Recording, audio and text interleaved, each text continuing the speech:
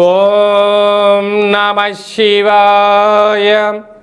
29వ తారీఖు 6వ నెల 2026వ సంవత్సరంలో 8 సంవత్సరాల తర్వాత నిజ జ్యేష్ఠ మాసము సోమవారము మూలా నక్షత్ర సందర్భంగా కన్యరాశి వారికి వ్యయంలో కేతు సంచార స్థితి ఉండగా ఏదైతే పనులు అనుకుంటున్నారో ఆ పనులు సక్రమంగా జరగకపోవడం, పనుల్లో ఆలస్యం జరగడం, నరదృష్టి శత్రు ప్రభావాలు అధికంగా ఉండడం, అనారోగ్యము, ఈతి బాధలతో ఇబ్బంది పడుతున్నట్లయితే మీరు శక్త్యానుసారంగా సత్యనారాయణ స్వామి వ్రతం యొక్క కథను వినడం, సత్యనారాయణ స్వామి యొక్క పూజలో పాల్గొనడం, పంచామృతాలను తీర్థంగా స్వీకరించడం, ప్రసాదాన్ని స్వీకరించిన తదనంతరము ఆ స్వామివారికి వేసిన తులసి మాలను తీసుకొని వచ్చి మీ ఇంటి సింహద్వారానికి అలంకరించినట్లయితే గృహంలో వాస్తు దృష్టి, నరదృష్టి, శత్రుదృష్టి దోషాలు తొలగిపోయి అఖండ ఆయురారోగ్యాల చేత ధనకనక వస్తు సంపదలతో విరాజిల్లుతారు అని చెప్పి గమనించాలి.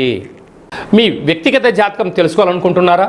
అయితే మీ యొక్క పేరు, పుట్టినటువంటి తేదీ, నెల, సంవత్సరం, పుట్టిన సమయాన్ని రాసి ఈ కింది నెంబర్కు వాట్సాప్ ద్వారా పంపించగలరు. 100 సంవత్సరాల జాతకాన్ని రాసి పంపించి మీరు పుట్టినప్పుడు గ్రహ గమనాలు ఎలా ఉన్నాయి, ప్రస్తుత కాలమానంలో ఎలా ఉంటున్నాయి, భవిష్యత్తులో ఎలా ఉండబోతున్నాయో సవివరంగా సంపూర్ణంగా తెలియజేయడం జరుగుతుంది. అలాగనే చాలామందికి పుట్టినటువంటి కాల సమయంలో డేట్ ఆఫ్ బర్త్లో లేనటువంటి కారణం వలన మీ పేరు యొక్క మొదటి అక్షరం అనుసరిస్తూ రాశి యొక్క స్థితిగతులు తెలియచేస్తూ మీకు గవళ ద్వారా అనగా రమణ శాస్త్రం ద్వారా భూత భవిష్యత్ వర్తమానాన్ని కాళభైరవ ఉపాసన చేత తెలియజేయడం జరుగుతుంది. ఈ కింది నెంబర్ని సంప్రదించి అపాయింట్మెంట్ తీసుకొని సంప్రదించగలరు. జయోస్తు దీర్ఘాయుష్మాన్ భవ.